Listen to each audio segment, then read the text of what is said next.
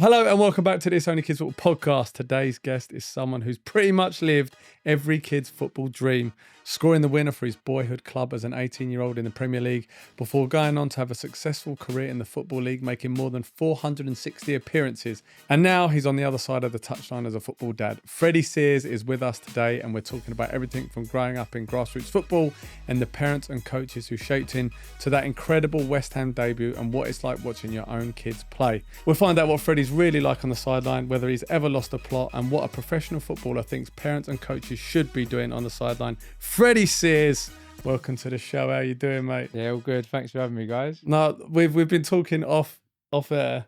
Off air. We're in someone's back garden. but I get the impression, mate, you love it. You love grassroots football. You love being involved in your kids' football. Like, you sound really passionate about it. Yeah, I do. You know, when I come across the pod, it's a lot of the stuff I hear is very relevant to what is actually going on. For me, when I was at Ipswich Town, my job was playing football on a Saturday, but my life was Sunday morning football. And that sounds mental to anyone listening and don't understand grassroots. But yeah, I got involved really early with my son's team, sort of by default, really, as a football parent dad. And then, yeah, I've been doing that ever since. And like I said, that Sunday morning, once you get it, once you breathe it and feel it, it's great. So do you think, obviously you're playing non-league now, you played last year, you're playing for Brentwood Town this year. Like, is that why, because a lot of pros who played at your level, they're like, you know, once I'm done, I'm done. But there are other pros like yourself, they just love playing football and in being involved in it. Do you think that's why you've carried on playing in non-league? Yeah, I think so. I still enjoy that scoring a goal, still enjoy football. I love playing football, you know. I'm 36 now, so body still feels quite good. And yeah, it's all I know really. So enjoy playing, love scoring goals and still got the enjoyment for it. And just remind me, how old are your kids? So when you started out coaching your son's team? Yeah, so my oldest is 12 now. Yeah. So I've got a 12, 10-year-old and a 7-year-old. So yeah, the first one was obviously under 6, under 7. So we had a guy in charge, and I was obviously at Ipswich at the time, so I didn't have as much time as I could commit to properly.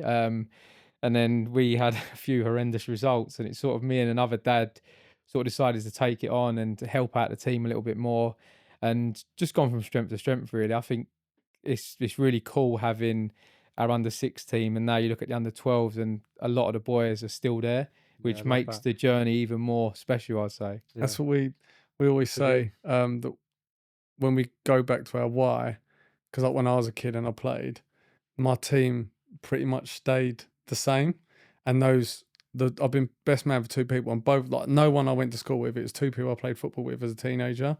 And that's what I want for my sons. Although we did get a YouTube comment the other day saying that we were wrong for wanting to keep the team together, and that we should be looking to develop them and push them on to higher levels. We want them to stay the exact level, never progress, stay together. I just want my boys to play football, have mates for life, have that dressing room thing, and just, you know, in, I don't know, 15 years time, when they're walking down the street and they see someone they played football with, just go up to them and go, do you remember that time? And that's what I want from them. And when you can be a part of that, if you haven't forced your kid into leaving the team, which we'll get onto, Freddie. I just want that. And that gets me to, obviously when did you join West Ham? What age? So I joined West Ham under 10. Right. So I would have been like 9, 10 years old. Okay, so you did play a bit of grassroots then. So yeah, my first grassroots team was Romford Royals. Oh no, Romford Royals. Yeah, so Romford Royals. Back then it was, I think my first game was actually 11-a-side football. Yeah. Which now we've just started talking about 3v3 and 5v5. Like, it sounds really mad. I must have been under 8 playing 11-a-side football. So I was shooting from corners, shooting from everywhere. And the goals were massive. So I think we went into 7-a-side, and then I found my way into West Ham Academy, under 10s. Much did you love playing Romford Royals? Playing, like, do you still know anyone from when you was playing then? Yeah, so funny enough, I do. Like you just said there, it's mad because that is 25 years ago, and now still people will pop up on Instagram who I played with at Romford Royals. Yeah. So I think, like, that's the thing you take from this. It's like you do make friends for life. Obviously for me, I was at Romford Royals, loved playing the Sunday league football, and then I went to West Ham, and then again, I'm still really close with boys who I've known since the age of 10 all the way up to 18. So it just shows them special bonds you make through football. And like I said, football's an international language, isn't it? I go on holiday and my kids are playing football with boys from Spain, from Italy, from France, and it's just great to see. Well, I've got a story about that, Freddie. I just went on holiday. We went to Bali, not showing off. But we were on the beach, and my 7-year-old is kicking a ball about. Fucking £7, £7, one of the worst footballs ever, by the way. You go to somewhere like that, you think the football should be dirt cheap. Let's pay £7 for this shit football. He's kicking it about, and this bloke comes along. Now I know what everyone's thinking. This geezer's a nonce. I'm pretty sure. I'm pretty sure he weren't a nonce, right? Pretty sure. But he's like 60 something, right? He can't barely speak a word of English. And him and my son, all I know is you're thinking of nonce jokes. Yeah, I am. But him and my son were just kicking a football to one another on the beach. What are you doing at this No, point? well, I was Sunbathing. Yeah. I was We like- speak all the time on this pod about like you got to get up and play with your kids, and we just let I was some just nonce like, play. cheers, mate. I'll just grab a beer.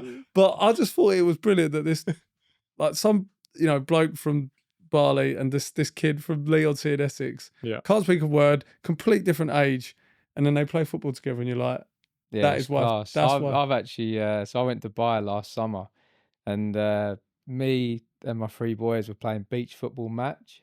Again, there must have been about 12, 14 boys, men, and it was really funny. So we was on the same team, and Mrs. was filming it, and I've done like a Kevin De Bruyne ball. My little one, the youngest 7-year-old, was like got on the end of it and scored.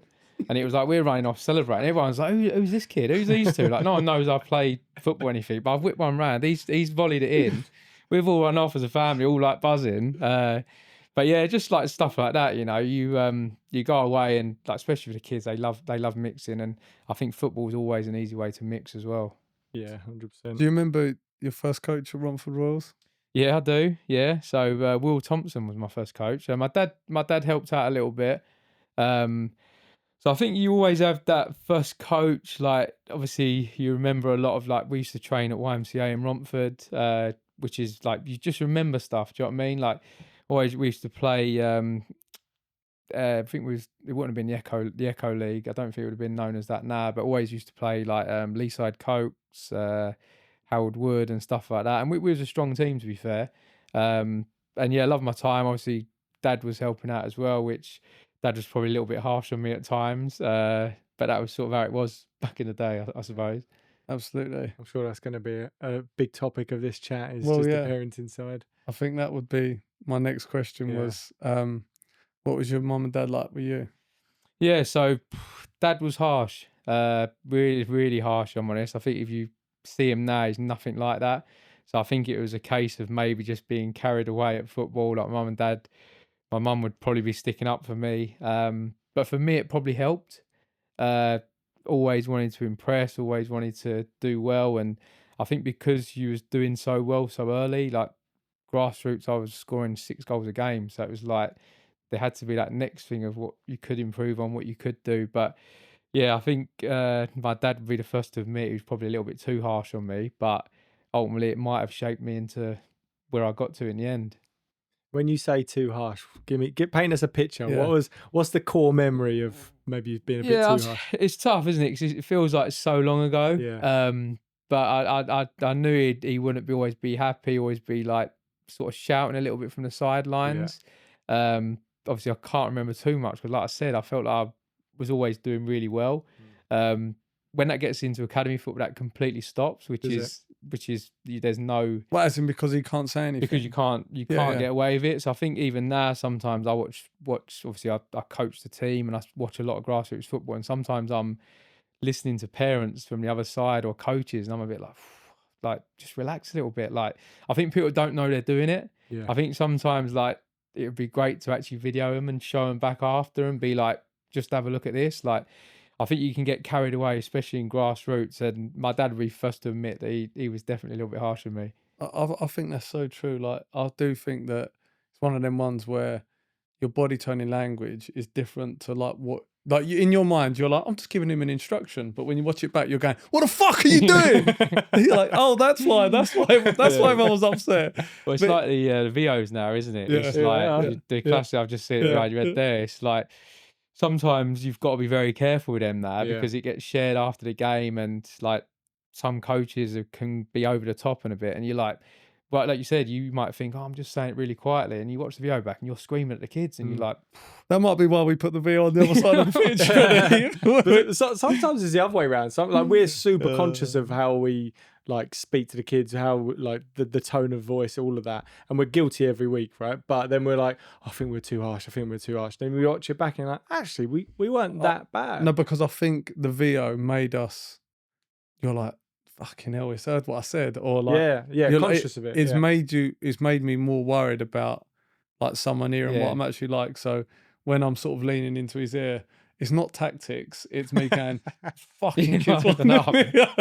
If that boy don't start doing something, I'm gonna walk on there. I'm gonna drag him off the pitch. Got a notepad pretending that it's notes. It's just like fucking. It's just prick, and they are 9 years old. But like we've had this debate about being hard, not too hard, how it shapes you, how it doesn't.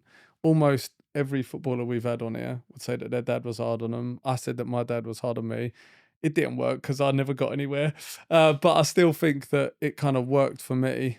How do you think it shaped you? Because, you know, it's a fine line between pushing you to be the best you can be, right? I give you an example. On the holiday we're just on, it sounds silly, but like my son, there was this like we went to this water park, right?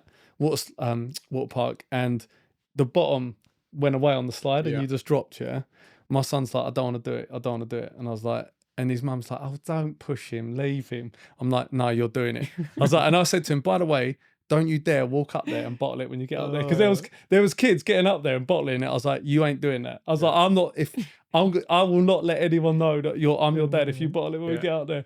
And he's going up there and he's shitting himself. He don't want to do it. He don't want to do it. And then he does it. But you know, there were some tears and maybe I was a bit hard on him. But then he did it and he comes out and then he wants to do it again. Yeah, exactly. Yeah. And you're like, there's this fine line between if you might. I said to him, you might think that I'm an arsehole. Well, I didn't say that, but I'm being horrible, and I am. But I'm pushing you to do something that you're scared to do. Yeah. And that's the fine line, right? How do you think that your dad trod that line with you? Yeah, well, just going back to the holiday one, I've got 3 boys. So obviously we was on holiday recently, big slide, and I probably would have bottled it, to be honest. I don't really like the heights, don't really like these slides, but 12-year-old, 10-year-old, 7-year-old, all done it. And the 7-year-old didn't really want to do it, my youngest, but he got up there and done it. And you sort of get that like that pride of like do. he's gone Yeah. and done it, like Yeah. fair play. And he didn't incredible, want to go. Like the oldest was probably the most nervous about it, but because them two was doing it, he was like, I've got to do it. Yeah. And I was Mrs. was like, are you going to do it? I was like, oh no, I'm not feeling great today. Got- Yeah, I'm going to leave that one. But Brent would- it does give you that, doesn't it? It does give you that thing. And yeah, for me, Dad pushed me. My coach at West Ham, Colin Reid, I'm not sure if anyone's heard of Colin, but like he wouldn't be in football now. Like the way he spoke to me and other children at the time. But I loved it. For me, it was brilliant. And mentally, I think that was the difference for me, that resilience. And I always remember, like when I first come, it was like got to like 13s, 14s, and 15s. You're getting a bit more serious now. And he was like, "You can't trap a bag of cement." And I'm going home like, "No, he's right. Like I can't." But I kept going back. Mm. And a lot of people in that age at the time, mum and dads were making complaints. Kids were going in their shell. And probably my best year at West Ham in terms of. And once he give me that. He was pushing me. He was always on me, like trying to get the best. And for me, it just triggered. It just everything fell into place. And I think for me, like even now, I look at the kids, and you've got to be mentally strong. You've got to be so mentally strong. And I think for me, that the pushing sometimes is. I try to push the kids as much as I can, but I try and be a dad as well, where I've seen both sides of it. But I think for me, like mentally, got me to the first team, I suppose. It probably got me a lot further than other people who would probably be like, oh, I don't like what you said to me there, or pushing me too hard. So I think definitely that tough love maybe helps. I think it's the personality of how you respond to it, right? It's like you make it because you respond well to it. And people that don't respond well to it, if they think that's hard, wait till you're playing in front of Yeah, exactly. 40,000 people and you go over to take a throw and they're singing your shit. Like, if you can't handle some geezer telling you, and it's hard and it's horrible, but that's the reality, right?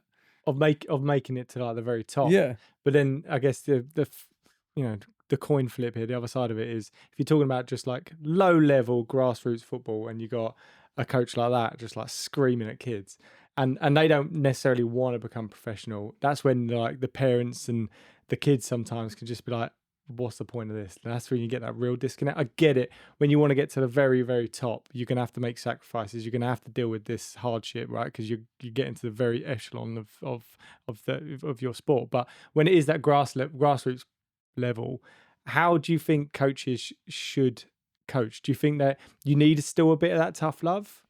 Yeah, this is interesting because for me, it's like different ages and levels. Yeah. I always think that grassroots should be enjoyment. Okay, it should be, everyone should be enjoying it. The problem is a lot of grassroots coaches are like vets footballers or failed footballers, or think they're sort of playing football through their kids at times. And that's when it can get a little bit. I've been on the sidelines where the other coach is just going mental at the kids, and you're sort of looking at him and like, just chill out, mate. Like, you're not helping the kids. Under sevens, under sixes, it's all about enjoyment. You know, I get there's people who want to win everything and stuff, but they're learning to play football. They're playing under five. They're playing 5-a-side games, 7-a-side games. It has to be fun. I think anyone screaming and shouting at 6-7-year-olds it's not right. And if I was a parent or I was another coach, I definitely wouldn't be encouraging that. No, I think you're right. It's age group and level of team, right? And the personalities you're dealing with. Like, if you're a really good team, we're not talking about absolutely slaughtering the kids and shouting at them, but like, you can push them. But if it's a low level team where they're struggling just to get through a game, there's absolutely no point in shouting at all whatsoever. You're just trying to like, and it's knowing your boys. So I've had the boys we've got now. They've been with us for like 6-7 years. So there's some boys who I know, if the other coach or me give him a bit of criticism, he won't like it. Whereas other boys who might need that bit of criticism to be like, yeah, I need that to get me going. Yeah. I'm very positive. Like, anyone who knows me off this will tell you my coaching style is very positive. I'm not a shout and screamer. Don't lose my head. Very calm. But I'll be bigging the boys up. So it might be like an individual message, like, you can be the best, like, be the best player today. Show why you're the best player at the team. I might say it to 3 or 4 players. It just gives them that boost. You see that they're kids. I think the hard part is sometimes you're coaching and you forget their age. Yeah. There's many times where I've come off games and might be my team, might be other teams, and you get back in the car after and you're like, he's a 9-year-old boy.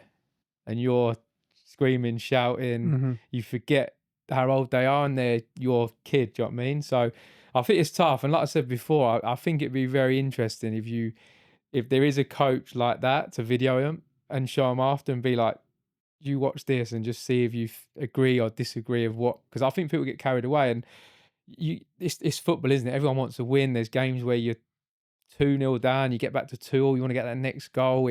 There's all different scenarios. You might be 5-0 down. It's like fucking end of the world. And I've had it. I've come home, Sunday's been ruined because of a grassroots result. Like, you coming home, you've got your Sunday's ruined. You're not talking to my missus because of a grassroots result. And you like, get back in the car, you get back home, you look at them and you're like, they're not got their football stuff on. It's like a 9-year-old boy sitting in the living room, and you're like, you can get carried away. I can see why people get carried away. And I think it's just that, like, I heard the pod the other week, you talking about transfers, and I'm like, fucking hell, I love this. Like, I've got a few transfers going at the minute. You just get sucked into, you're running it like it's a Premier League club as well, aren't you, at times? You sort of get sucked into that. And I think coaches and parents, and even with our team, like, I think the most important thing are the parents. So with our team, like, really good team, but it's about the parents as well.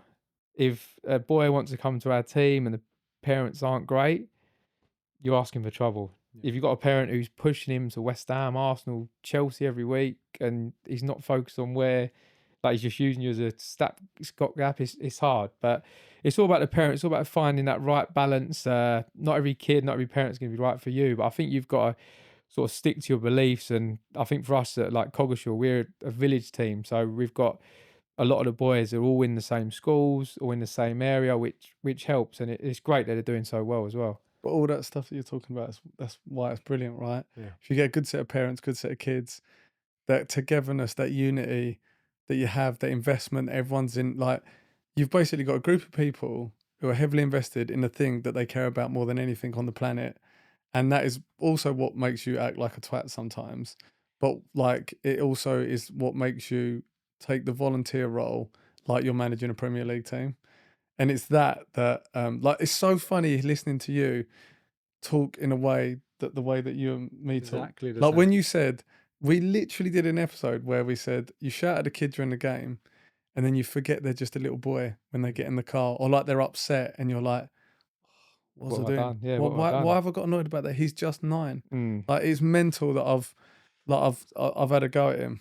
I picture like get in the car, it's like Dean Ashton in the back, and then all of a sudden you blink and it's your 9-year-old. Yeah, and to be fair, that's probably them 5-10 minutes in the car on the Yeah. journey home, probably the worst time, Mm. because everyone's a little bit higher rate from the game. You've either had a good game, bad game, and sometimes I've been there before. I've said stuff which probably was a little bit like, shouldn't have said that. Mrs. is looking at you like, what are you saying that for? And you just can't help yourself Yeah. because you're in the moment, and you get home and you're like, what am I doing? Yeah, What am I doing? how So many true. how many moments have we had like that? Too many probably, but then it's just around finding the right time to talk to them, and again that's taken some time for us, so it's really refreshing, and it will be for our listeners to know that, you know, a pro is also going through those same emotions, because you can't help the emotions, but you can help when you release them, right? So you feel all these things, you're like angry, irate, whatever it is, but you just like give it an hour, give it half an hour, give it like till the evening, whatever, and then have that conversation, and it'll be said in such a better way. Like, I know Ben usually does it around bed, mine's around dinner with my son, but that's taken a good couple of years to get to that point. Whereas you had a good couple of years of being pretty much an arsehole every other week in the car. So I think it's just that learning, but also that self-reflection, which has been pretty much the fundamental theme throughout all of our podcasts, is if you can self-reflect and understand, I was wrong here, how can I be better, then that's when you will start to make these significant changes for not only 100%. the way you coach, but the way that you parent. And I just had one question around, you're like quite a laid back, like positive coach. Does that change with your kids, or are you exactly the same? Yeah, I'm to be fair, like our dynamics quite good. It's just like good cop, bad cop. You know, the manager is sort of a bit more firmer, a bit more directions, good directions, but I'm the assistant manager, so it's quite a nice role. You go around having fun with him. I'm not ultimately making all the decisions. Do you know what I mean? He does all the admin side and stuff. But yeah, I try and be as positive as I can with my kids. I think it's hard because you're trying to help the team as well. So you're trying to be positive for everyone. But I feel like there are times where you probably take it out on your kids a little bit more because you've probably got the frustration of the whole team. But I think for me in general, my coaching style will always try and be as positive as I can. Like I said, I can't remember too many times. I've been doing this six years now. I can't remember too many times where I've really lost my rag or anything. I've always been really positive, and we do laugh because we got a Secret Santa issue and it was good cop, bad cop, and like it's quite funny. But in the end, the other manager's like, fucking hell, like come on, like you've got to be the bad cop now as well. That can't always be me. But it just works. Sometimes things just work naturally, and that's how it has. And without the other manager, it might not be the same. We might not be as successful. If we had two guys who are really laid back, it might be completely different. So the dynamic works really well. And like we said, it's just everything that goes around it. Like it's a positive atmosphere. We've got parents turning up who want to be there. They want to be positive. It obviously helps when you're winning games. But ultimately, if we was losing games, I still think the atmosphere would be the same. Go Cardless makes collecting payments simple with automatic direct debit. Membership fees come in on time every month without watching parents dig through their pockets only to find a crisp packet or race into the cash point while you wait in the rain. There's no more, I'll give it to you next week. You can just drop a link into your WhatsApp group and bingo, payments are sorted. It handles the admin too. automatically keeping track of who's paid, what's outstanding, and retrying any payments that didn't go through, helping your club keep a steady cash flow for pitch hire, kits, and equipment. You can even pause or adjust payments when families need flexibility, keeping your club supportive and inclusive. Go Cardless takes care of the money so you can focus on running great sessions and growing your club. If you run a grassroots football club or know someone who does, listen up. Sign up to Go Cardless through our exclusive link and use it to collect your team subscriptions. And your club gets a £300 voucher for a brand new kit from Discount Football Kits. No raffles, no sponsored walks, no hassle. Just head to itsonlykidsfootball.com/offers and sign up through the link. Simplify your subs and get your club a brand new £300 kit. You know, like listening to you speak, I watched this clip the other day and it's like really resonated with me. This is where I have these bits before the season where I'm thinking about how I'm going to be the better guy. This is the year that I stop being a knob. Sean McVay, he is the head coach of the LA Rams in the NFL. And I saw this clip where he was saying, he says to himself, would I want to be coached by me? And that really sat with me because I'm like, would I want to be coached by me? Especially with my own son, because don't know what we've made like a tremendous amount of progress, but I am still like massively hard on him. And I've been thinking about that a lot, like the season hasn't started yet. And when I think about, we push them, like I'd say we're definitely me, I can be quite intense with it. And like, if training isn't at the level like I want, I will say it to them. And I was like, do they think this is fun? Like I often think to myself, like, we're enjoying ourselves because we're quite good and they're doing well and they're with their mates. But do they think this is fun? Am I coaching how I'd want to be coached? And I always think about this with my son, was like, am I enough arm around the shoulder with him? Maybe I'm too like, you need to, like, you were saying about how your missus will sometimes be looking at you. Yeah. Like, I always think that Alf gets in the car and Carrie's like, oh, you were brilliant today. And then he don't even, it's like he ain't even heard what she said. He'd just go, what do you think? And I go, you was all right. And that's me giving an honest, if he's good, by the way, I'll say it to him. And then she'd be like, why did you say that? Why didn't you just tell him he did well? And I'm like, because I don't think he did. Like, I think he can do better. And I'm like, is that the coach you want to be? I don't know. Like, yeah, that's a really good point, because for me, I'm pretty similar. Like, sometimes my missus is great, watches a lot of football, watched me all my career, all the grassroots stuff, but our opinions might be slightly different. So after a game, she might be, oh, you're brilliant today, thought it was excellent. And I'm being like, yeah, I thought you'd done all right. And it's that fine line of being really positive, truth and honest. Like, Yeah. I've always, my best manager, Mick McCarthy, he was so honest, good or bad. So if you were really good, he'd tell you. If you were bad, he would tell you. There was no grey areas. So it was like, you knew you've had a good game today, he would be patting you on the back. If you was rubbish, he'd be telling you as well. So I've sort of been brought up, sort of, my coaching is a little bit like that.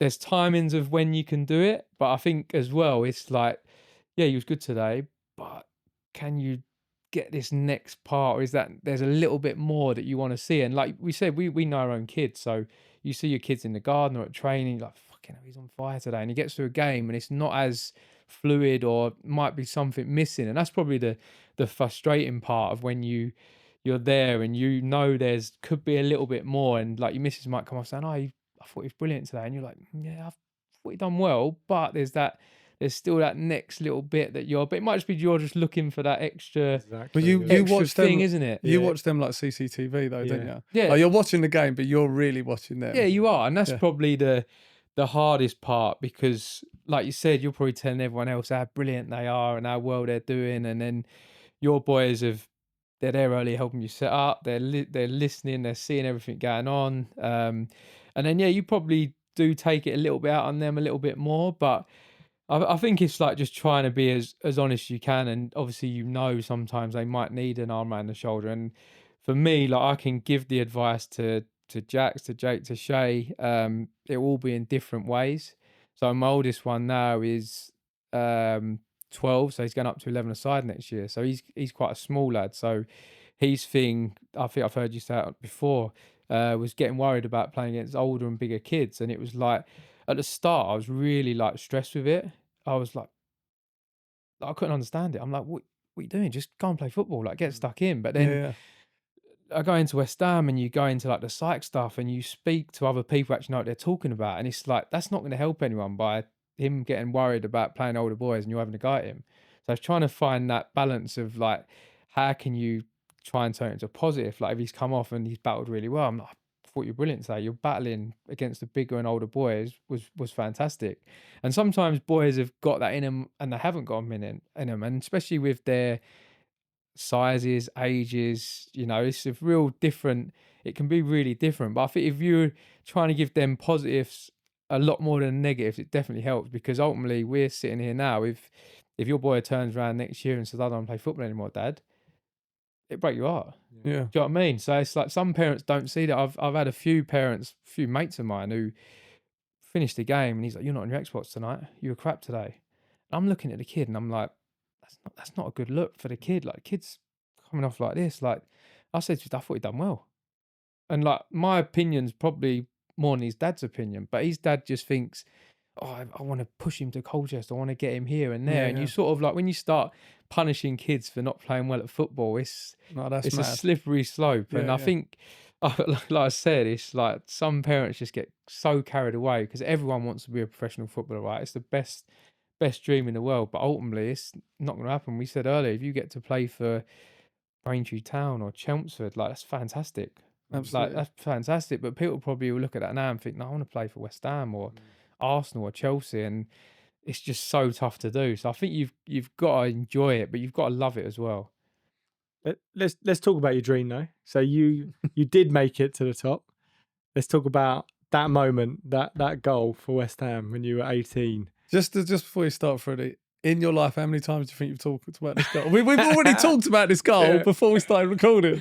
Yeah, so it's mad because, like I said, even like last week, you go away to Spain, you see someone in the airport, and the first thing they say, "Oh, I was at that game." And I'm like, me and my missus, here we go, like same again. But it's great, like you have a laugh at it now a bit, but it's one of them moments that will probably always be remembered. Like I said to you earlier, like for me to play a minute in the Premier League for West Ham would have been dream come true, but to come on and score the winning goal in a Premier League game on your debut, it's like it's what dreams are made of. Like if you could put together a perfect afternoon, that would have been it. And still now, like I'm 36 now, I was 18, and we said earlier, like I look like a 14-year-old boy running the pitch at the time, and it's just incredible. You just don't see that sort of stuff, and especially being your club. Like I come from the academy there, I was ball boy there, I've done literally everything there, and then to get on the pitch and score like that moment, like we said, it just goes like that day just went like a flash. Yeah. But when you put it into perspective there, I was thinking like most people here, 99.9% of people live their life and they do something that no one remembers anything they did. But you did something that like everyone remembers. No, you've done something that will be remembered forever. That's a mad thing to do. That is insane. Like every West Ham, like how many you think all those West Ham fans, they remember that day. That's insane. Yeah, it is. I think it's like obviously the history of the club's academy and stuff. Like it's all moments as well. Like if I come on and make my debut, for me, that's great. But ultimately, if I don't score that goal, you probably won't be remembered as coming on and getting that winning goal. And like even now, like my time at West Ham was brilliant. But that moment is even in my career. Like my career could go through like Ipswich, really good spells. First people say to me was, "I was there that day." I was like, oh, brilliant. Like, and then they go, was it Blackburn? And you're like, they just remember it. It's one of them. It's not like people are coming and say, oh, I was at, who did you score against again? What team was it? And straight away, it was like, I was there that day. And I think it was just such a special day. And even like now, like because the academy was so big, and you're homegrown, I think that's the most important part, And like if I would have come on and we won 5-1, would it have been as memorable? Probably not. But to come on and get the winning goal on your Premier League debut, what dreams are made of. Then put one to you then. So picture one of your boys or all of your boys coming on to do that exact same thing. And we spoke about your dad very briefly. Like was he in the crowd that day? Yeah, so mum and dad were there. Imagine you're in their shoes and it's your boy. Do you think that would be more special than you living it? I think so. Even just like that, just getting like goosebumps a little bit now. Yeah, Like I did. do you know what I mean? Like sounds mad, but I probably get more enjoyment watching my kids now. So yeah, definitely. Like if any of them, like, sounds cliche again, like could play a minute anywhere, Yeah. you'd be over the moon. Like Imagine. even like if they got to the Coggles University, I'd probably be bouncing. I'll But say this about Yeah. playing. I'll say if you get to play like Lee Ramblers, like men's team, senior football, it's like that's pretty good yeah, going. it's massive. So yeah, I think I would. I think I'd probably be more Imagine. Just love picture to it. see that. Do I'm you know what I mean? 100% crying. I'm crying. Yeah. I'm Oh, fully instant. gone. I'm You're on the fully pitch gone. doing the Mourinho. Yeah, 100%. I just can't even imagine. Like if they do something on a Sunday, and I could definitely work myself up into like an emotional state if I think about them doing something on a Sunday in a game that means nothing, that's been Yeah. watched by no one, and they did something, and it was like, and it meant something to them. That can make me feel emotional. So I don't know what your dad was experiencing that moment, but he might, because Have you spoken he's to a him West about it? Ham fan as well, right? Yeah, West Ham fan. Yeah. Yeah, it's weird really because obviously my mum and dad were in the crowd. It's just so it was such a blur. Like everything was like such a special day. Like everything like sort of from start to finish, like getting on the pitch, playing, scoring, like coming into West Ham, going out, leaving, going back home to my mum and dad's house, like people knocking on your door that night. Like mum and dad obviously super proud. Never really get a chance to speak about that sort of stuff. Do you know what I mean? You sort of like just goes on to the next one. Yeah. It's like I've got to get back in. But I'm sure if like their story of it might be slightly different of like how they like I'd love to see from their perspective, like them in the stands of like of that moment, seeing your boy come on and score like the goal, and then like we said earlier, like running off, like sort of not knowing what to do, and it was like it was just mad. I just remember like all the boys jumping on you, and like I've done the old irons as well. Like Mark Noble was like, "Oh, you got to do it, you got to do it," and ultimately did it. And like even that, like people you just remembered, "Oh, like you done that, didn't you?" And I'm like, "Yeah," like it's just like an out of body experience as well. Like I think that was the most crazy thing. Like even now, like you watch it and you're like, "Fucking hell, it's mental." But you said we were just talking outside, and you were like, you come on, you do look like a boy. Anyone go and Yeah. look it on YouTube, and you walk on, and Chris Samber's standing there. You're like, what the fuck is that? Like, but I want to know, like, because I can only speak from his perspective, and I understand that when you have the ability that you have, that gives you a certain confidence. But all I could think is that if we're Arsenal fans, if I'm coming on, I am bricking it. Like I'm puking, I'm in bits, my legs are going, and then I come on and I see Chris Samba standing there. I'm like, I've done me hammy. Fuck this. This is Yeah. But what's going through your mind? Yeah, I think it's like autopilot. I think it's like that day was like I was there but not there. Do you know what I Right. mean? I was on the bench warming up and like fucking hell. I've gone from playing at Little Heath to there's probably 100 people there watching, playing reserve games where there's probably 1,000, 2,000. Then you get to Upton Park and there's 35,000 people there. So you like you don't really have time to think. And then like you said, Chris Samba, Brad Friedel was in goal, like score past Brad Friedel, like unbelievable. Robbie Savage was playing, and it was like I come on, I tackled Robbie Savage, like smashed him, and everyone was buzzing. Like that sort of got everyone going, like the crowd. And it was like I don't tackle. I've never scored a header. Scored a diving header on my debut. So it was just like one of them things that everything just sort of fell into place on that day. Yeah. And yeah, like I said to you earlier, like we played at Old Trafford, like 80, 90,000 people, and you like just going to play football. It could have been anywhere, but like now, if I was going to Old Trafford, I'd be like, oh, fucking hell, I'm at Old Trafford tonight. I don't know if I fancy that. Like, it's just so like you're a kid, you're just going with it. Everything's just natural, I suppose. You know, sorry, you know when you're in the thick of it, because you said Robbie Savage, like are the more experienced pros after you scored the goal, right? And then they might come up to you. Who the fuck do you think you are? Like, I'm gonna let you have it. Is there anyone trying to get in your head, or like, all right, boy, like now you're playing with the men, like you're gonna get it. Yeah. So, funnily enough, Rio Ferdinand. Really? But it wasn't like it was funny because we played at Old Trafford last game of the season, and he was just talking to me. I come on, he was just talking to me. He was like, oh, "Go away, go over there, like fuck off, like stay away from me."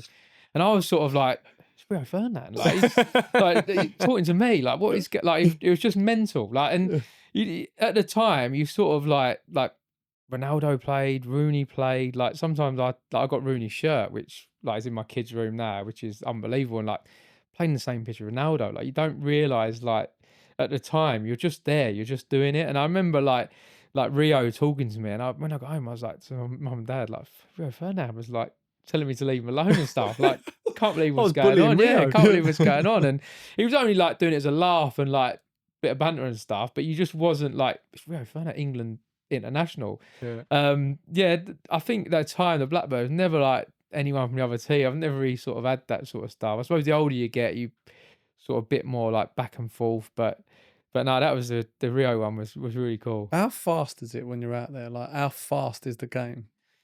Yeah, so this is like, I think people don't understand like how good it is and how fast the level is. I remember playing once against Chelsea, and it was Ballack, Lampard, and Essien, and I was like a dog in the middle of a bone, like trying to get the ball, and it was like I could have been there all day. And like, people don't realise the level, like they don't realise how quick the game's played. And I see something earlier about like people thinking they could go and score in the Premier League, like what the odds be and stuff. But I don't think people realise how fast and how intense football actually is. And it's quite funny now and again. Sometimes I'll go and watch like vets football, my mates playing the vets, and you're like, fuck, it's walking pace. But they're coming off like steaming away. It's proper intense, isn't it? And I'm like, but it's tough. Championship's tough. Championship's intense every week. Where the Premier League, I feel like there was a bit of sort of like the teams were so good, you had to give them that respect of they've got the ball. You sort of eased your, do you know what I mean? You had that respect. Whereas the Championship, everyone is so intense. Everyone, every ball, every team can beat anyone.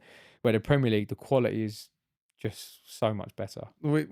At work, I used to work with this bloke, and he used to say that he thought he could sit in Man United's midfield, Man United at home, to like someone like, I don't know, someone who's going to get relegated. He said, I reckon I could sit in that midfield and pass the ball. I was like, you absolutely could not. I was like, it'd be so fast. You wouldn't control any of the passes. Like, you think they're passing at a normal pace. They are zinging everything into your feet. Yeah. And then we had this one the other day at work where it was like, if you played for Man City, how many goals do you think you'd score in a season? I was like, you wouldn't score any. You touch the ball. I was like, think of how many players that have made it to that level and not scored for Man City. Yeah. Why are you going to score any? Quick break. Before we dive back into the episode, we want to take a moment to help you level up your coaching game with the help of Football DNA, the ultimate coaching platform that's been a game changer for us. What do we love about it? It's super easy to use, saves us loads of time, and best of all, it doesn't just show you how to set up a practice, it teaches you how to coach it properly. And that's the key. The sessions are put together by top level coaches. We're talking first team staff at clubs like Celtic, Crystal Palace, and West Ham. Proper pedigree. You get videos, diagrams, full explanations, downloadable PDFs, and if you need it, a full 36-week training plan tailored to the age group you are coaching. Our lads have loved the sessions. It's made our lives easier, improved our coaching, and taught us loads. Now we genuinely look forward to training and developing our players. Check it out at footballdna.co.uk. That's footballdna.co.uk, or you can download the app. Just search Football DNA. Trust us now, and you'll thank us later. When you come on for that game, and you just said you just went into autopilot, is that because you're in the that academy system and you're like bred for that moment, or is it just was that just you as a person? You just knew that's where you wanted, and you were just living up for that moment. Yeah, good question. I honestly I couldn't tell you. I think it was just one of them things where it was like a sink or swim moment. It's like there was a chance I was going to be on the bench. Nothing was confirmed.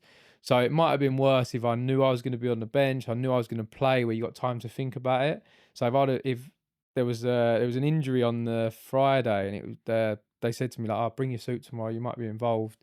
No guarantee. But if they would have said to me, "You're starting tomorrow, you're playing," probably would have went home and been like, "Fucking, I might actually play tomorrow." So probably that not knowing probably helped a little bit. So it was sort of like back in the day at West Ham, it'd be like you get there for 1:30, the game's at 3. Like now it's a lot different. You're probably there at like 12 o'clock. Everyone's getting prepared. Where it was sort of the case of getting there, getting your boots on, warming up, and then the game's done. So it was almost autopilot. I think the academy, obviously, there helps of that's what you're aiming for, but I don't think anyone can prepare you for that jump from going from 1,000 people to 35,000 people. And for me, it just happened. It just worked. I'm thinking of like grassroots and like kids football as well, and like how you can relate the two. And one thing I'm thinking of is like the coach's son. We're talking about it in a week, like especially Ben and I. We're talking about it because of the pod. We're talking about football. We're talking about our kids' team. We're talking about the next game. We're talking about the tactic, all this stuff. We're not necessarily talking to them, but they can hear it all, right? Mm. And then it's usually not all the time, but sometimes it's the coaches' kids that are the ones that can get nervous. And I know our kids have had spells where they've been the ones that are nervous. And it's probably no surprise to your point. Like you've thought about it, they've been thinking about it all week. There's the big game coming up, a tournament, whatever it might be. That's when they can start really feeling the nerves. Whereas other kids, they just rock up, got no idea what's going on, don't know what the score is, don't care, rock off, and they're happy as Larry, and they might have had a good game or not. It doesn't really matter. And I think just it's that mindset piece is just so important, especially for kids at any level, because some do just crack on. It's just built into them, and some don't. I wondered with the coaching side, do you have any kids that do get kind of nervous or anything that you kind of bring some of your experience as a pro into how you can help like a kid at grassroots? Yeah, so like I said before, my son, oldest one, a little bit nervous, like really good player. And I think that he went through a spell of like he's quite a little one in the team. Boys are getting bigger, and it's like don't want to get hurt. You sort of like sort of like lifting out of tackles a little bit. And for me, it's like that's the hardest part because I was without a doubt. always like give 100%. I would always want to be tackling the biggest, the best player. And I think when it looks like they're not trying and they're your own, and they are trying, but they might just flinch out the way of one, or might be nervous about something. I think it's difficult because, like you said, like ultimately we're talking like they're 18, 19-year-old boys, and you're like, come on, like what you doing? Where they're 9-year-old, 10-year-old, 12-year-old kids, and we had a semi-final this year at Stadium, and you could feel the difference of going into the changing room, boys getting changed, a little bit of nerves. Like 3 or 4 of them was like sitting in the dressing room, like I'm so nervous. Like I'm like, boys, just relax. Like it's just football. Like don't worry about it. Like this is what you want to. This is what you want to get to. Like you want to be playing games. Like whatever level you go on to, if it's EGA or JPL, you want to be playing in like stadiums now. Like this is like the next step for you guys. I think for me, it's trying to like some boys will go out there and be fine. Some boys in our team you could put them anywhere.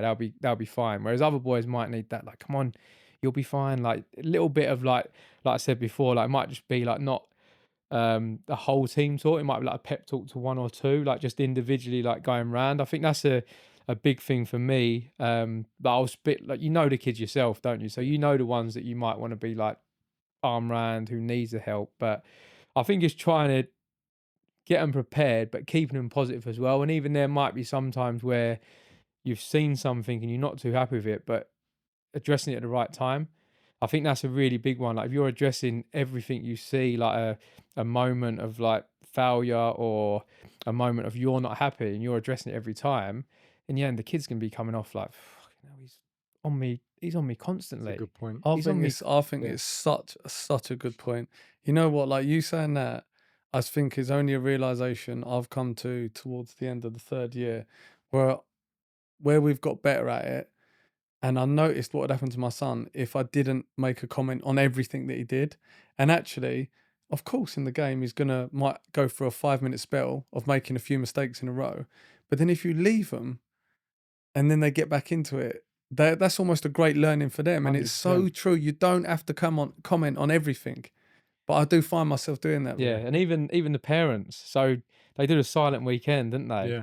Which I enjoy because sometimes you're coaching, the parents giving different advice, whether it's your team, the other team. And we had it the other day. We played a team in the cup like last year. So the Colchester League, once the coach competitive played cup. So we had top division, we played a team in the third division, and they just sat in.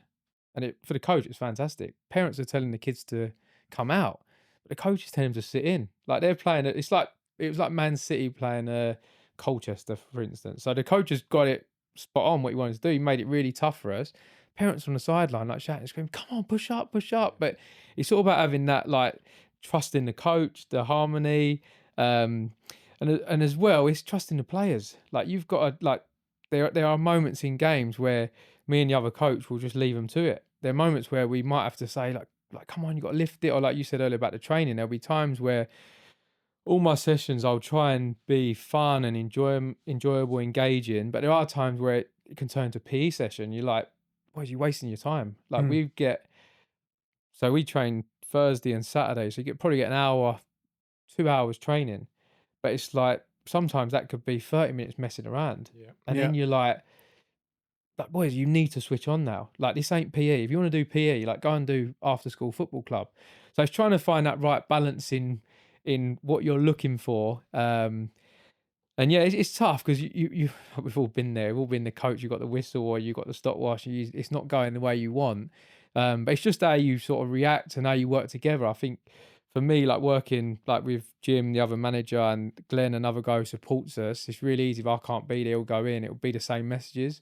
It won't be like someone else taking over and being like, "Oh, we're going to do this today," or everyone's going to go out the window. So I think it's important finding how you work together well and using your strengths. Yeah. And but what I was thinking, even in that situation, so we had Matt Jarvis on. Do you remember he said Matt Jarvis's son went to the same school as Raheem Sterling's and some other footballer, I can't remember the geezer's name. And he said the coach was coaching. Imagine you looking over and you're like, fucking Raheem Sterling, Matt Jarvis, Yeah. like England internationals, they're watching me.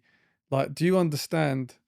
Like, how have you approached it with you? Obviously, everyone knows who you are, what you've done with your kids. Like, do you sympathize with them in the situation? There's an immediate expectation that your boy's got to be good because you're his dad. Yeah, this is the tough part. So when I was at Ipswich, youngest was invited, the oldest was invited to pre-academy, and he could have signed there and then because I was at Ipswich. But that's not how I want it to be. Like, ultimately, you've got to earn your place. And my oldest, really good player, but at the time he wasn't ready to go into that environment of, like I said, he was a little bit nervous. We go to training, and these boys are ready. Like, they're ready to go. They're ready to go to war, like for a contract or what. Whereas others aren't. So it can be tough because you get that expectation. Oh, it's Freddie Sears' boy, he must be good, or we either mark him out the game. And even funny enough, I'd done the park run the other week. So I'd done the park run. Got 19 minutes on the park run. One of my mates said You did 5K in 90 5K, minutes? 19 minutes. Like sub 20s, no Are you saying 90? 19 minutes. So I've gone home buzzing. One of my mates sent me a post on Facebook. I just beat Freddie Sears in a park run. I'm like, fucking hell, like, I remember him. Like, I weren't racing, but I remember him next time. But it's like, you do get a few things like that. And even our Was team. it Rio Ferdinand that beat you? even our team, there are teams where they beat us. It's like, I said to you earlier, like the under sevens team, I'm sort of like third man director of football, I call myself there. But it's like, we done a tournament in Clacton, and I had to shoot off to a game. So I had a game at 3:00. The tournament was in the morning, Saturday morning tournament. The other coach has gone to our coach. Oh, you'll be rubbish now. You've not got Freddie Sears on the sideline with you. And we're like, he's looking at him like, mate, like, what are you talking about? Like, people just know me as Freddie, the dad from Coggeshall, helps out. That's the nice part of it. You know, when I said earlier about the Ipswich stuff, you go from being the Ipswich Town player to you go to your Sunday league environment. It's just like, oh, he's Jax's dad, or he's Jake's dad, or Shay's dad. And I think that's the best part about it. But there's always going to be teams that want to beat you because of played for West Ham or played for Ipswich, and because where I live in Colchester, everyone knows who you are, everyone knows your team, and it can be tough, and especially with the kids. Like, I've tried not to speak to them too much about it. They're at a good age where they've seen like what they still can't watch me play now, so they know what Dad's done, but they wasn't around when I was playing in the Premier League, or they was around in the Championship, but they're probably not. I don't know. I'd have to ask them if they feel that immediate pressure. But again, like I said before, a lot of people just look at Jake and Shay as that's them. I think where I think it might change is, I was thinking this about my son. I know it's stupid because obviously you've actually done something in the game. Whereas like me and Mike are doing this, and parents are aware. So you definitely feel that teams want to beat us because of this. And I feel like I have thought, me and him spoke about it, like, if we keep doing this, and then how's it going to affect the boys? Like, say they're in school, because I think with boys, even you say your oldest is 12, they're not, once they get to teenagers and then they start being dicks to each other, and that's when they get out on the pitch, and then they start, like, I feel like when boys get to that age, that's when they start mouthing off to one another. And maybe like with the eldest, that might be when, like, if you get into a good level and you're getting like 14, 15, 16, and boys are out there and they're talking to him about, oh, you do fucking think you are, what, because Yeah. your dad's Freddie Sears. And I thought that about our boys, like, oh, what, your dad's got a podcast, does he? And I think that will... You're just projecting what you would have been like. That's 100%. No, His I want, podcast do you is know what? shit. If we played against someone who did this, I'd be getting my son, 9 years old, putting, see that? That's the manager's son. Fucking Yeah, hit him. Stephen. He's got a And shit tell him and say podcast. to him, your dad's podcast is shit, mate.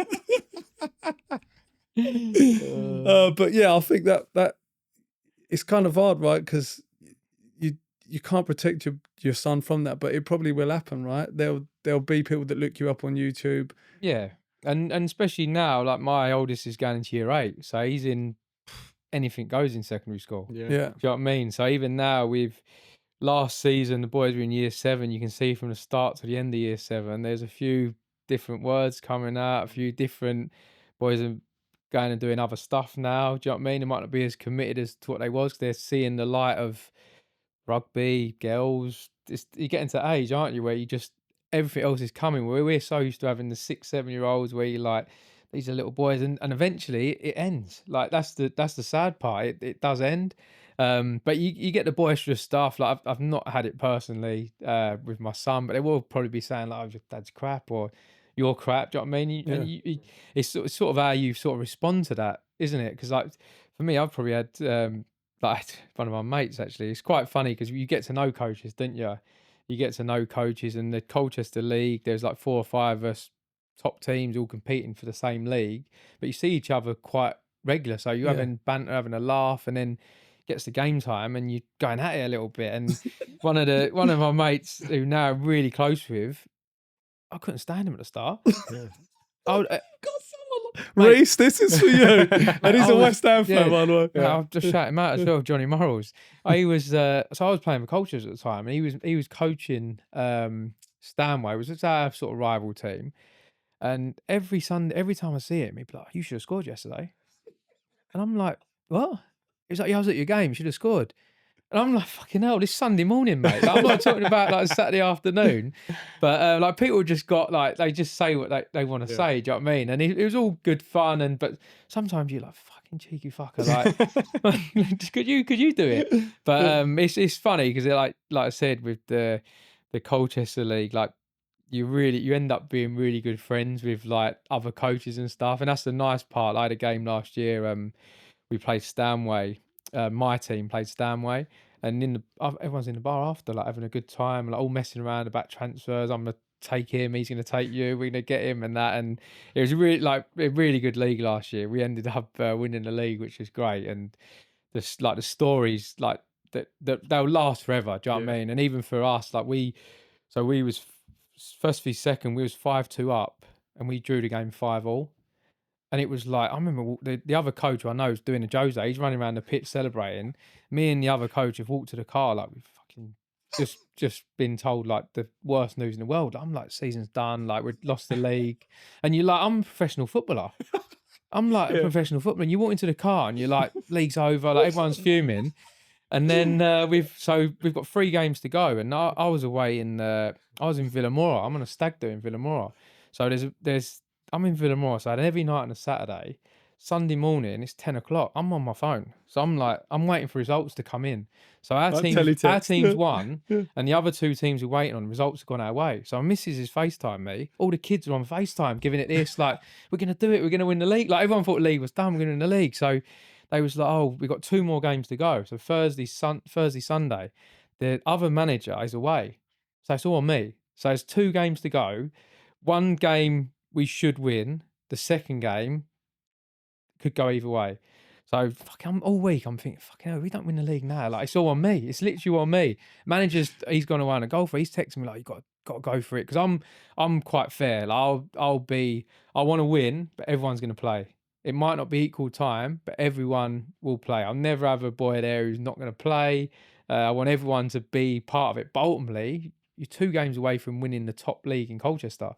So you're a bit like, fucking hell, what are we going to do? Like, and the first game we won 3-0, but it was really like Thursday night, like dry as anything. Fuck, I'm shitting myself on the sideline. I honestly just thinking, if I've got to go back after and face all the parents, like we've got 2 games to go, the manager's away, I'm taking it. It's like, oh, So we won that game. Then we had the Sunday. So it was all set up for us to win this game.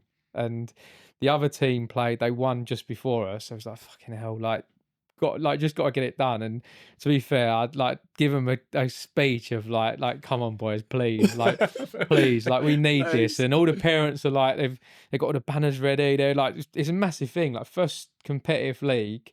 And the other team, the other team they put together as like a team built to win the league, all individuals. And we had the team we've been from like under 6s, 7s. That's why it was more special at the end. And we played really well, smashed them. And I'm on the sideline like, fucking hell, it's easy, isn't it?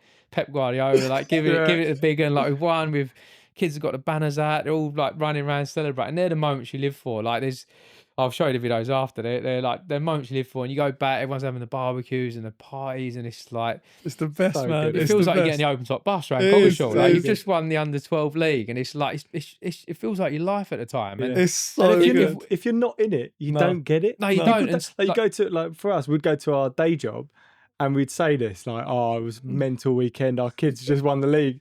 People would be like, give a fuck, yeah, look mate. at you like you're mental. They're looking like you're mad, and it's like, ultimately, like I said, if we'd have lost that, like, fucking hell. can't. We lost a final of a tournament, and 3. I still can't get my head around it. And I still think about the moment the goal happened and what I should have done and said to stop the goal happening, because I could see what was going to happen.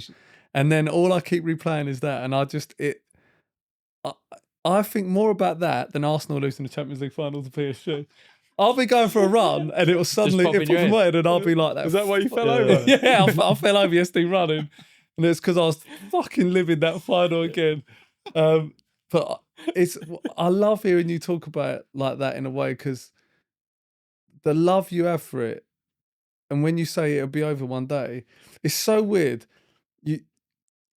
You're a young person, and like, you're going out and all that and whatever, and that's like the best thing ever. And then you have kids, and then all that stops, right? So there's that period where, like, where they're really young and you're in the trenches, right? And then they get to that age where they start playing football and that, and then it starts getting good again, and it almost like replaces, like, when you were younger and going out, the kids' football that's your weekend. It ain't going out and drinking. It's them playing football, and obviously you have a few beers and that, and then you think, this has got a shelf life.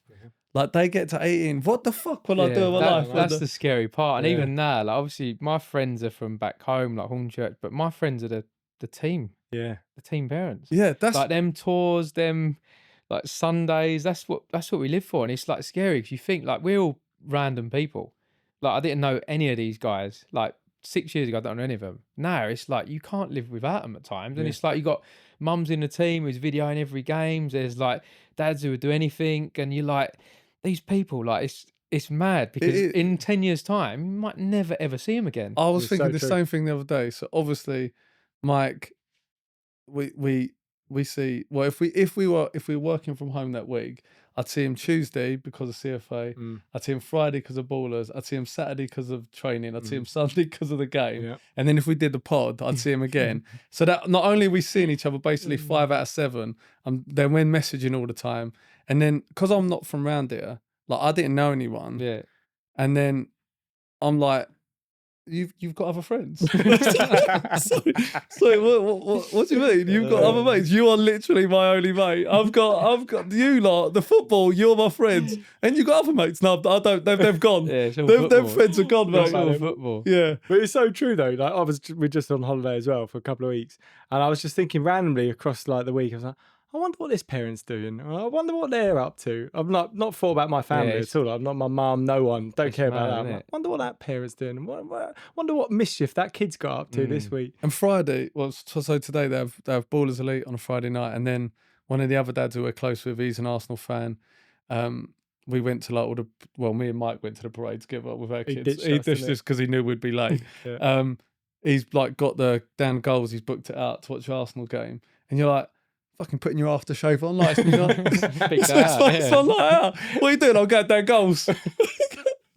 Get down goals. Kids play football, watching a game. Like, I'm not excited for it. Yeah, and no, it's so weird. But like you said there, like you've just said it, like, people don't understand that feeling. So even when I was at Ipswich at times, like, in the end, it got like a running joke, like, because people was like, he loves Sunday, and I said, mate, until you have kids and you realise I had boys from Ipswich coming to watch our team.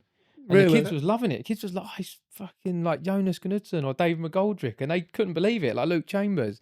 But for me, it was just like this was normal. And then you see him now, and you're like, oh yeah, you've caught that bug now, ain't you? Like you're doing it. You've got that kid. You're in the team. You're helping out, and I think it's just one of them things. Once it catches you, and like even the mums get so invested as well. They love it. Like The mums. everyone, yeah, they The love mums it. love it. Well, don't they? the only two mums who don't love it are Oh, out, yeah. basically. Yeah. That They- probably goes back to that 5 days a week. I was Yeah. just talking about it she constantly. literally, like, she hates how, like where I'll be on the phone. She's like, "What are you doing?" And I'm like, "I'm just arranging a friendly," or I'm like, "I'm doing something." She's like, "That's all you ever do. You're always on the phone." Do you So lie football- about it? Do you be like, Yeah. I'm just watching porn. yeah. I'll just watch a bit of OnlyFans. I am not like a manager will ring me, one of the other managers, and she's like, why'd you take that call outside? And it's like, because I don't want you to know that I'm talking to someone. Get the games in. I don't like talking about football again. Quick one for the coaches and volunteers listening. If you're sorting kits for a grassroots team, you'll know the pain.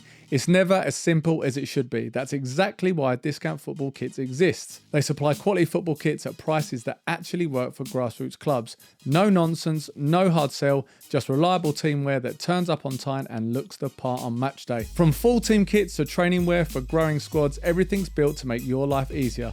If you're tired of overpaying or overthinking kits, head to discountfootballkits.com and get your team sorted today. Right, so you could argue this is Super Biz or Grassroots Hero. What is it for you? Tactics board, Super Busy or Grassroots Hero? I think it's Grassroots Hero because of how visual it is, and kids understand things more when it's more visual. But I understand the super busyness of it. Yeah. I think that because we spoke to loads of coaches and you can help a kid see what they're doing, it makes me think Grassroots Hero. But if I saw you doing this and I hadn't done this podcast, I'd think busy prick, without a doubt. But I wanted to ask you about this, Freddie. So I've set this team up.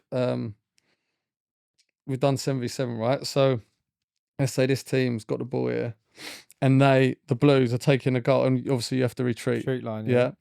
And that they're going from the goal kick. If you were telling a team to press the ball, what would you be telling them to? So if the Reds are pressing, what's the objective of pressing? Where are you trying to make the ball go, and what are you trying to do?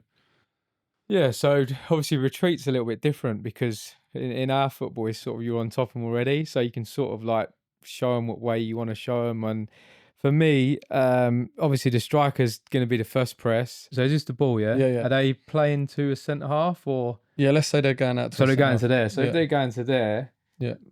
my striker would be the first press. So Yeah. I'd want him to try and keep it this way. Yeah. Obviously these would be coming up, and you sort of block the pitch off a little bit. Yeah. Where it's tough because if you don't do that, if you run straight here, you just go there. Right. So I think obviously the main point of the press, obviously the retreat is tough because your striker's running alone, and then you're hoping the winger or the other winger or the centre midfielder can back him up. So I think my main message to this guy would try and be to cut this side of the pitch off. Yeah. So if you could try and keep it here and not allow him to go back there or out this way, and then obviously you need help in here, and then obviously the centre halves would probably want to be a little bit higher as well, so you can try and block and sort of almost cut these out of the picture a little bit. Because you don't want them to switch play. You want them to play into like traffic, don't you? Yeah, you do. But obviously you're sort of giving them that switch as like the hardest ball. So for me, in the way they sort of do it, that you sort of leave them to a little bit. Yeah. So that's a really difficult ball when you've got them here.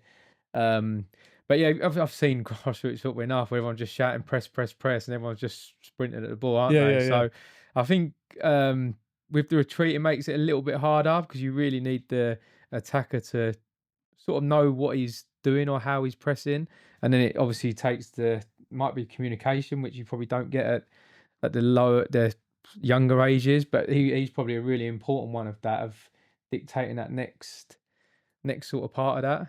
And if there's no retreat, right, an area, what are you telling the team? How do you press when there's no retreat and they've got the ball there? So depending on obviously what would this be? Is this 7-a-side? Well, So when we do it, we just be really aggressive. So we play 4-3-3, So our forward would try and take care of them.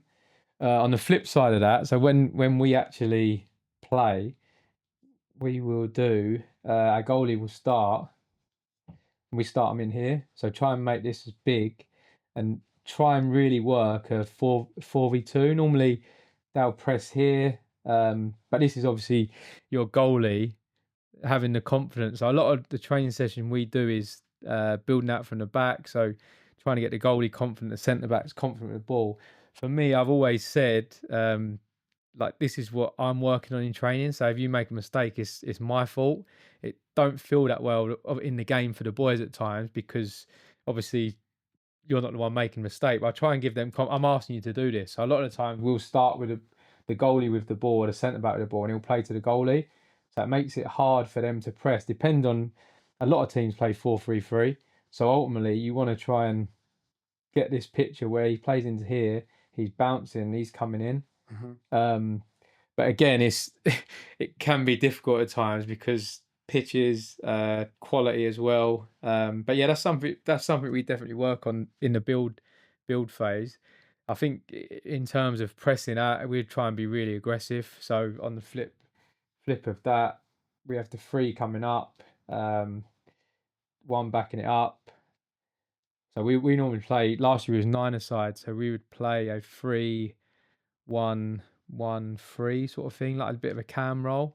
And then just let these be really aggressive on the press. And some teams play out from the back and make it tough. But I think in grassroots football, if you get your press right, the higher up you win the ball, obviously the more chance you've got of scoring. Yeah, and that makes sense. And I think that's really useful for coaches because, like you say, you're there on a Sunday and everyone's going press, but there's no like objective or understanding of why we're trying to do it. So yeah, I think as well for me, like the tactics board is quite a good visual. Like going back 6 years, when I first walked in and see someone with tactics board, I think, fucking hell, this is grassroots football. Do you know what I mean? But I think for the boys to actually see a visual of like, this is how we're lining up, like, because sometimes you either have, if you're not at the tactics board, line them up how they're playing. So especially with my youngest boy under 7s, before every game I'll line them up in how they're playing. So it'd be the goalie, defender, 2 midfielders and a striker. So they got a visual of where they're going to be on the pitch. And I think for kids, sometimes it's just with a tactics ball, it's nice seeing it. And if you've got a message of how you want them to press, I always found when I first went into coaching, because I've played and done it, my language might be different to what the kids' language is. So I might just be like, press this way, or show them outside, but they don't know what show them outside means, or show them inside. So it might be a simple thing of try and keep the defender this way, rather than press him, show him outside or show him inside. See the number 5, can you keep him facing this way? Or trying to get the language a little bit easier for the kids to understand. absolutely, and that's been a big thing for us, and it's just talking in a language they understand. But I think that was a really good lesson in basically having a little bit of purpose to the press rather than just shouting press. Like normally at this point we say to someone, where can people find you on social? But you ain't really wanting people to. I like that about you. You're sort of a private. Can't find me. Yeah. Yeah, well, because you started liking our stuff, we didn't know it was you. Nah. We didn't know it was you, and then I don't know how we worked out that it was you. But then we did. And I was like, fucking Freddie Sears. I think it was because we went to St George's Park and you were. Yes, we saw you at St George's Park. We saw when? you. You did a coaching course. Yeah, there. the A license. Yes, Yeah. yes, we saw you there. And then it was like a few days after that, it said wherever your tag is. Yeah. And I was like, I wonder if that is him. Yeah. Yeah, it was. So Yeah. obviously just completely random. But Yeah, what was that? What coaching badge? A license. I've done my A license. Because you're doing a bit of West Ham now, right? Yeah, so do a bit of West Ham. Done my beat. So it all starts from grassroots, really, which is like mad. I never before, when I was playing, coaching was never in the forefront of everything. And then you get that buzz of grassroots, and then obviously done my B license West Ham, and then started going into West Ham, and then done my A license. Right, and you feel like coaching those younger age groups might be something that you'd want to do? At the minute, no, because I don't want to give up my Sunday. Yeah. So it's so tough. Amazing. Because it is I've had opportunities to go and do West Ham full time, and it's hard because ultimately I want to be there. I want to see my kids, and I want to still be involved in it. Yeah. Love that. If you were offered your dream job, but you had to work Saturday, Sunday, would you do it? What, and not do the... Yeah. Well, I've often thought that about the season ticket at Arsenal, Yeah. because a lot of the games are on the Sunday. Yeah. That would be a problem. That would be. So you're not allowed. Yeah, because I just... Any of our listeners that just want to give us a random season ticket. But the missus always wants to book holidays, and I'm just like, football season started, so obviously we ain't doing that. Okay, well look, Freddie, you're the first player we've had come into the studio. I've absolutely loved it. Appreciate you coming in, man. Thank you. Huge thanks to Freddie Sears for joining us. There's loads for parents and coaches to take from that chat, but probably the biggest reminder is that football is supposed to be fun. Freddie has experienced the highs of the professional game, scored Premier League goals and lived the dream, but now he's standing on the sideline watching his own kids play. And if there's one thing we should all remember when we're shouting instructions, getting frustrated with referee, or worrying about whether our kid is having a good enough game, it's this. Take a breath, let them make mistakes, let them enjoy it, because it's only kids football. If you enjoyed the podcast, please take 2 seconds to hit the subscribe button and turn on notifications so you don't miss future episodes. And if you want to check out our previous episodes, just click here.